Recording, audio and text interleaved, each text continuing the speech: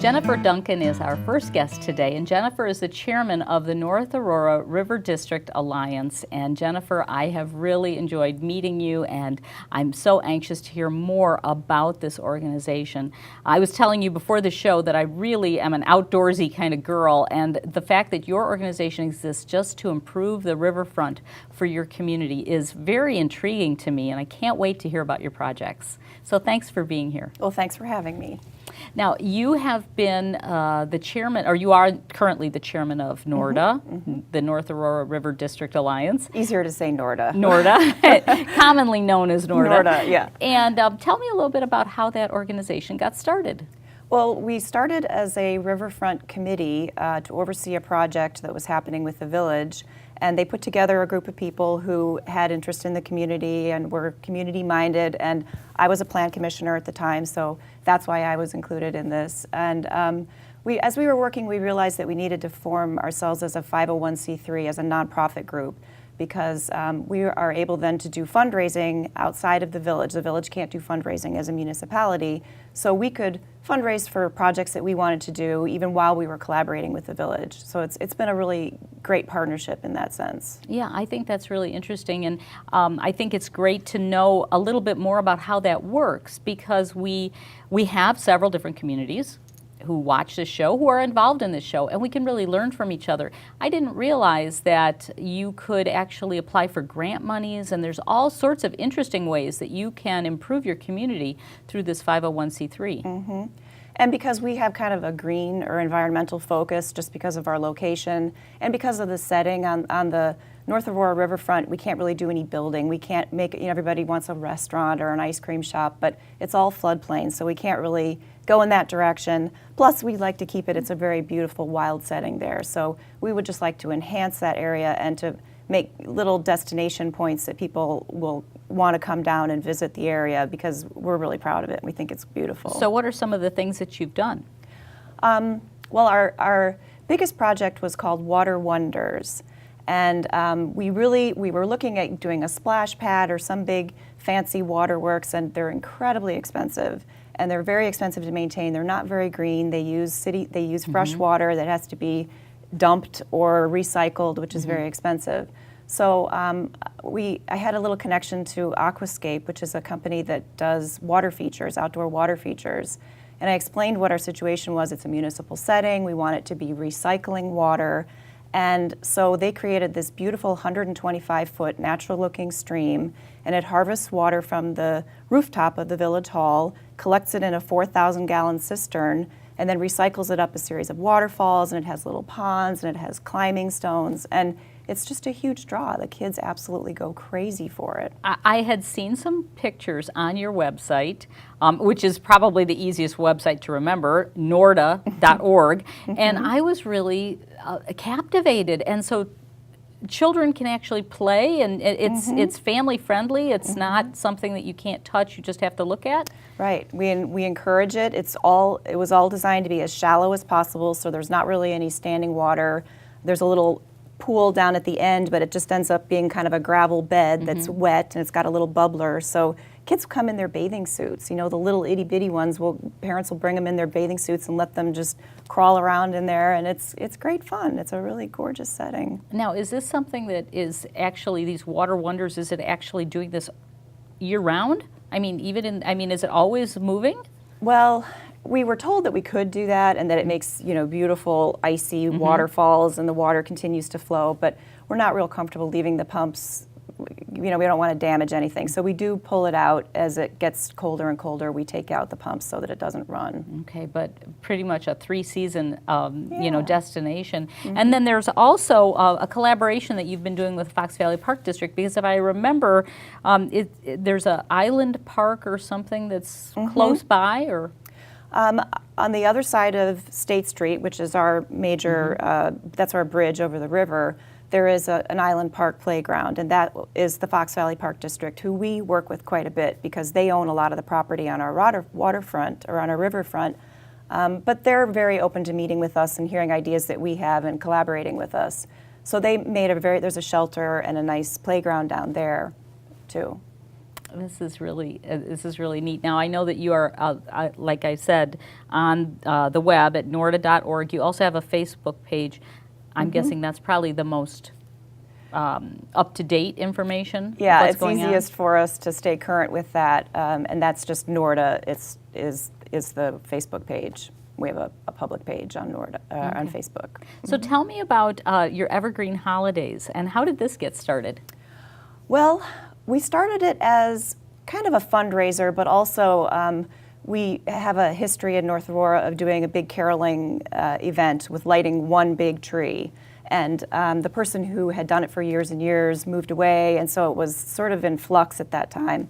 So we came up with the idea to have business-sponsored Christmas trees all along the bike path by our village hall. And so the village installs them for us, and then we light them, we members of NORDA, on the Friday of the weekend of the event. We put lights on, and then for the next couple of days, the businesses can decorate them with a thematic thing to promote their business or just to be beautiful, and community groups will also sponsor a tree. And then on the Sunday of that weekend, we have an event down at our gazebo, and we do caroling, and we have cocoa and popcorn and a cookie walk, and everybody gets to walk through and observe all the beautiful trees that have been decorated. So when it's the first weekend in December? It's December 4th this year on Sunday. Okay. And we do the event from 4 to 6 because we want it to be dark enough to actually enjoy the lights.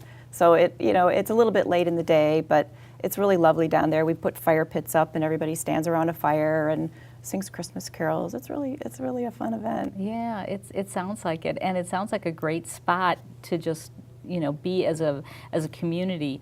You were talking a little bit about the bike path, and does the bike path move into the water?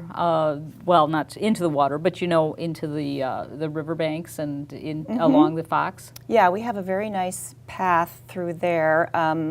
It goes up north and goes through several other parks. Fox Valley Park District has another park and everything. So it's a nice link. And kind of what NORDA is interested in doing is clarifying that you're in North Aurora as you're coming through the bike path, because some people don't even know that North Aurora is a town. They think it means north of Aurora or the north part of Aurora. So we're hoping to do some more gateway entries so that you can tell that you're on the bike path in North Aurora and that you might stop and visit in North Aurora for a while. So a chance to give some community notoriety, check us out, see what else we have to offer here in our village, and enjoy your stay kind of thing. Yeah, and try to create some kind of a draw too. Like the Water Wonders is really kind of a unique thing, and other communities have even come and visited it just to see if it's something that they might want to do. And we like to try to think outside of the box. We're sort of always looking for unique ways to bring people down to the riverfront. It sounds like you've done an awful lot in 7 years, and I can't wait to find out what's next. But we only have about a minute left before we have to take a break, and so I wanted to ask you, how can we get involved? Can people join NORDA? People certainly can. We're always looking for volunteer help. We meet on our own on the second Thursday of the month. If you could contact me and you could come to a meeting and see if it's something you'd want to do, or you can just help out with our events. We always enjoy the help. Okay, Jennifer Duncan is our guest representing NORDA, and it's been so nice to meet you. I can't wait to find out more about some of these great features on the Fox River, and I want to thank you for being with us. We're going to take a quick break, and we'll be back with more right after this. Their support changed my life. They were like family. My voice is now heard. A home for every animal. My future is bright because they cared.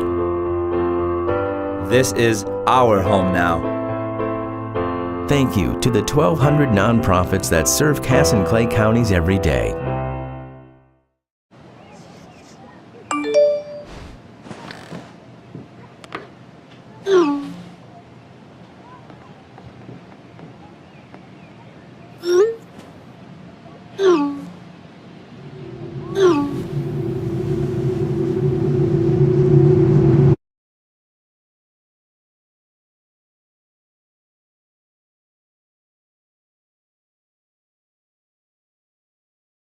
Bob Skidmore joins us now. Bob is the past Grand Knight for the God's Divine Mercy Council of the Knights of Columbus out of Yorkville, and thank you so much for coming to our studio today. Well, thank you for having us. I'm intrigued by what you all do because you have food distributions that you were telling me about that run from, including Thanksgiving and the Christmas holidays. That's a huge undertaking.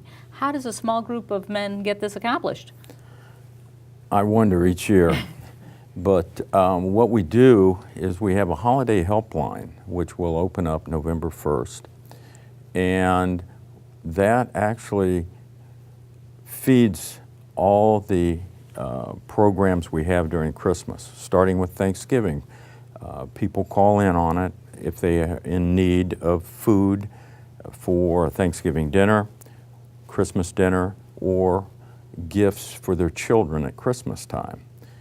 It ends up being really monumental because last year that call line, we fielded over 300 phone calls between the end of October and the middle of December.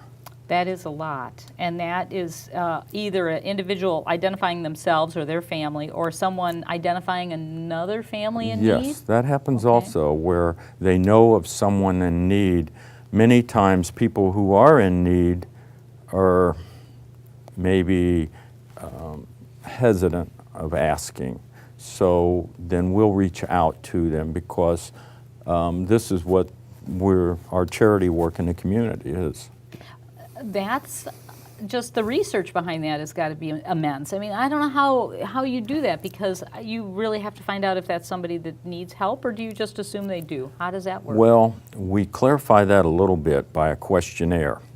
We interview each person who calls in, and one thing we ask for is if they're getting help from another agency.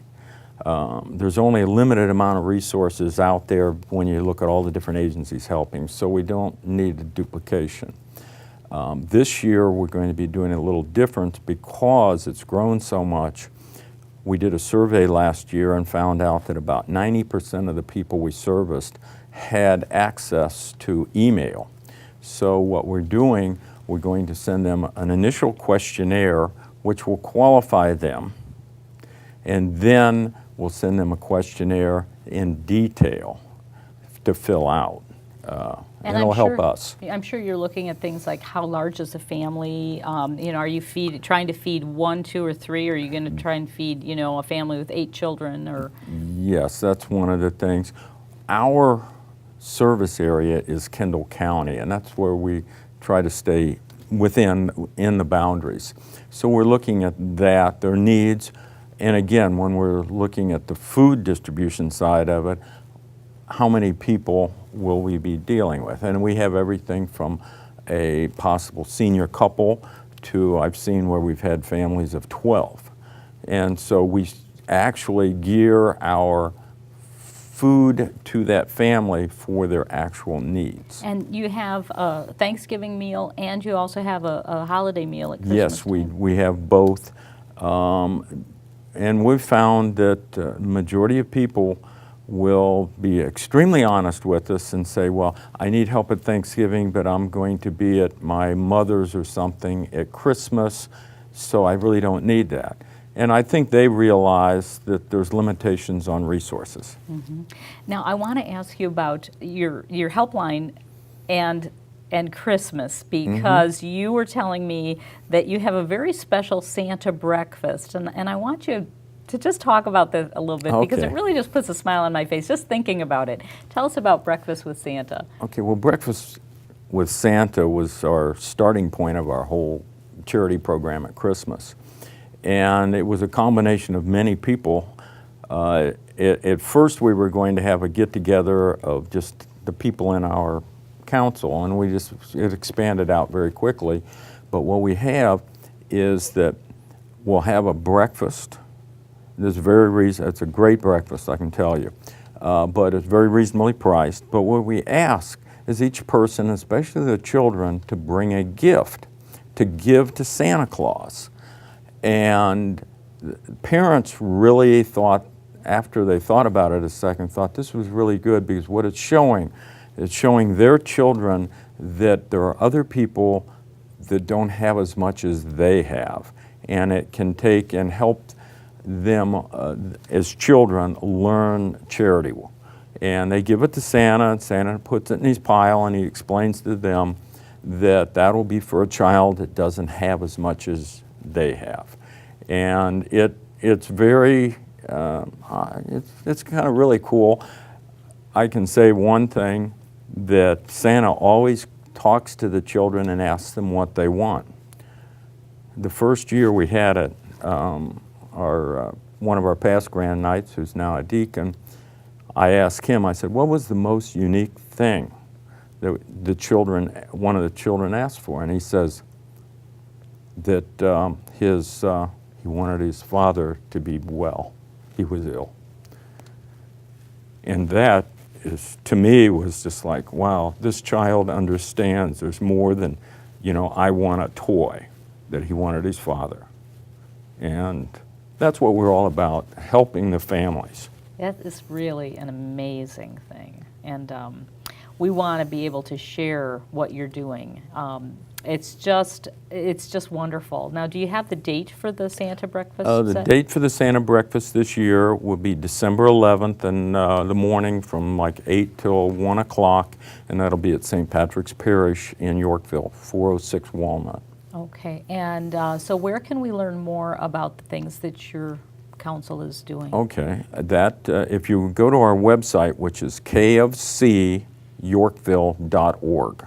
Okay, and that'll have dates, it'll have the helpline will be there as well. It'll list the helpline. There'll be a separate tab on that web page that'll be, say, Christmas programs. So it'll be right there. You are going to be very, very busy in the next definitely. several weeks Yeah, with all the work that you have given for all of the members in the group. Oh, yes. And one thing unique about helping the families we have, last year we had over 150 families.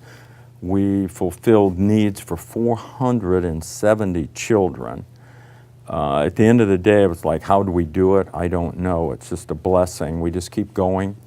But one thing that we'll have is that we try to fulfill the exact needs of the child, and this comes through the parents' interview. It's intriguing how you get this done. What are some of the other events and causes of your group? Well, we just finished up the beginning of October a fall festival down on the Fox River, down at the riverfront in Yorkville in conjunction with the Park District. And we had a pumpkin pull where we dumped almost 400 pumpkins in the river, and prizes were received from the fastest pumpkin down the river. It was a fun day. Terrible weather, but still we had a great turnout that day, and that helped fund our commitment to St. Vincent de Paul, which helps people, again, in the Kendall County area with their needs for utilities, rent, whatever else, and that's part of our charity work. Fantastic. Bob Skidmore has been our guest talking about the Knights of Columbus in Yorkville, Illinois. As he said, you can find them on the web at kofcyorkville.org. Bob, thank you so much for being on our show today. Thank you for having us. And we'll take a break. We'll be back with more right after this.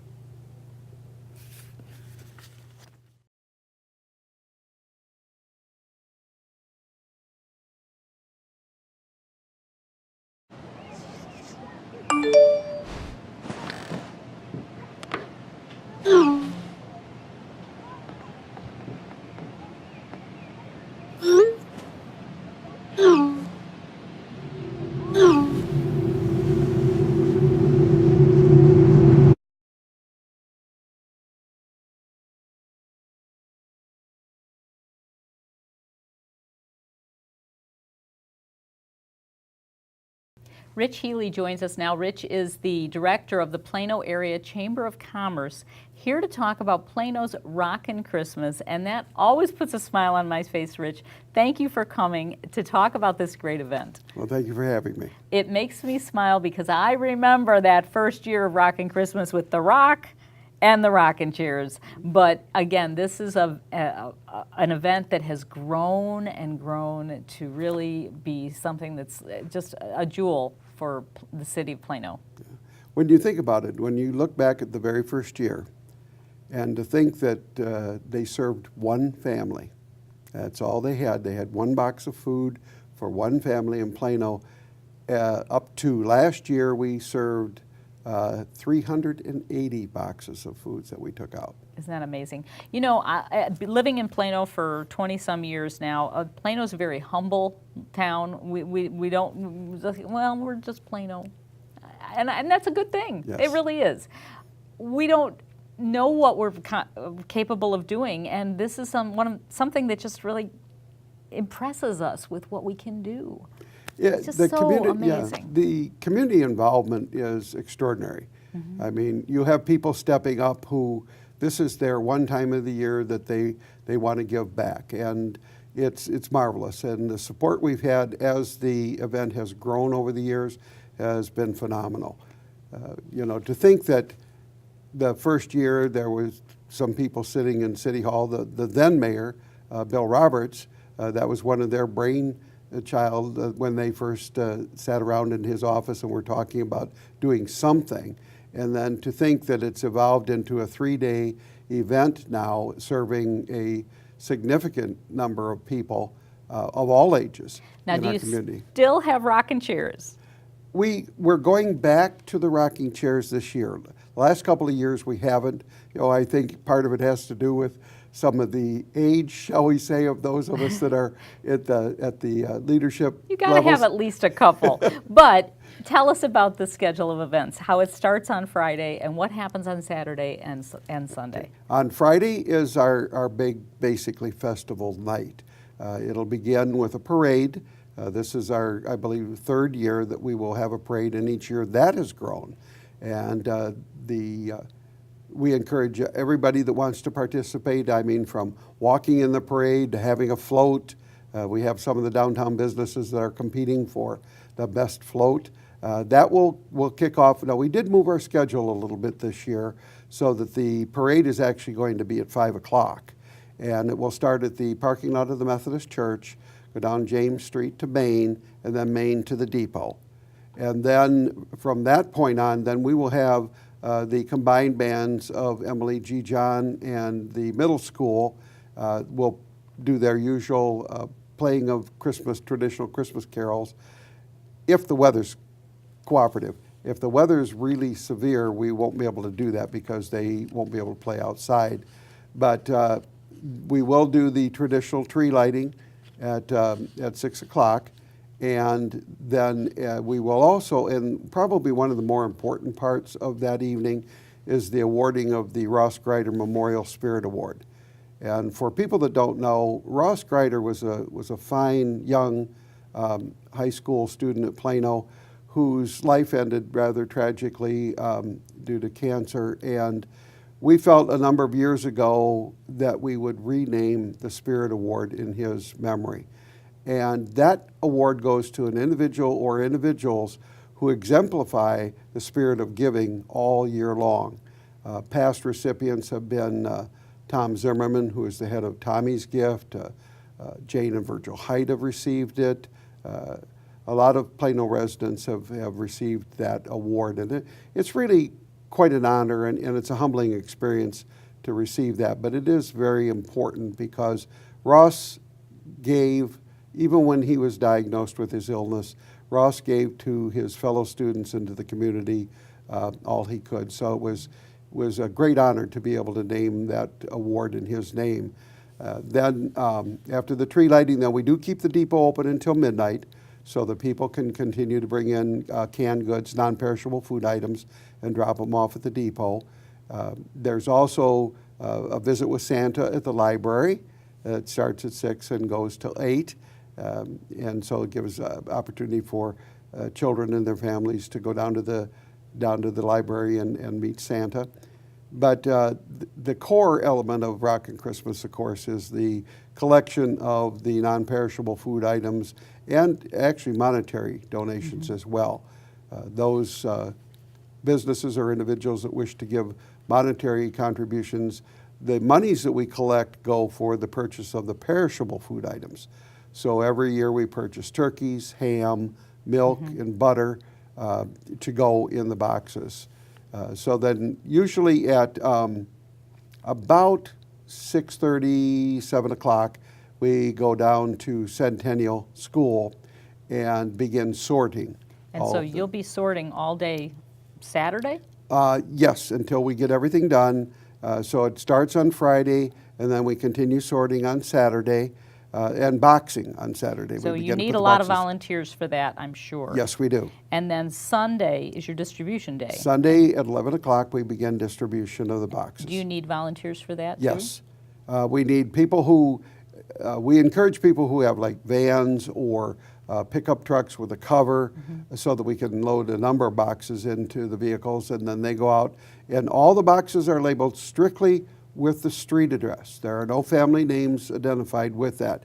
That's kept only with the organizers. We know exactly who the families are and the number of residents in that particular location. But as far as the delivery people, it's just the street address. Now, you use records, the schools help you with identifying families, or how do you find out who needs help? We use actually a number of sources. One of the primary sources, of course, is the school district. And they provide us a list of those families who are identified as on the free or reduced lunch program, because they meet the criteria that we would be looking for. But because the economy has actually improved, we're seeing that number decrease. So over the past couple of years, we've been able to provide even more support to seniors. So we rely on the local churches, friends and neighbors to call in. And the other group that sometimes we don't reach are those that have preschool-age children, but might also be in need. So that's why our numbers have been relatively steady. You're looking in the 340 to 380 range. But the demographics changed. I think it's interesting too, because you've identified some groups that would be unnoticed, and so many times our seniors are unnoticed for what their needs are. And again, you have these younger community members, the families with preschool age children or toddlers who aren't involved in the community, and then they're not noticed either. That's So. correct. That's why we rely so much on the local churches to provide us with names, and a particularly number of family members, so that we make sure that we make a differentiation between who gets a ham and who gets a turkey based on family size. Now, where can we learn more information? Well, the information about Rockin' Christmas will be on the Chamber's Facebook page, and it will also be on the city's webpage, or the city's website, I should say, so that we'll have all the times and dates and all the activities, because there are other activities besides what I've mentioned that we'll have on both on Friday and on Saturday. The one thing I'm sure the mayor will remind me if I don't mention it is actually on Saturday from 8 to 10 we have coffee with the mayor at the depot. And that also allows people to bring in canned goods or non-perishable food items at that time to the depot as well. Oh, it's always great talking to you, Rich, and learning about Rockin' Christmas. That ends up our show today. So much to see and do here in the Fox Valley, and I'm just glad to be here with you for Fox Valley Television. I'm Barb Nadeau.